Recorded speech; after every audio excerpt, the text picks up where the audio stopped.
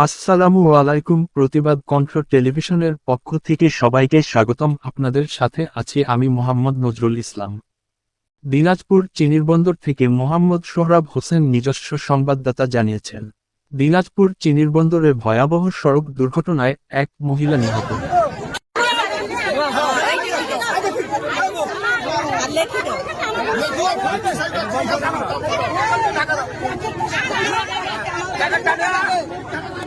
নেই থাক আপনাদের কেউ পরিচয় জানেন না।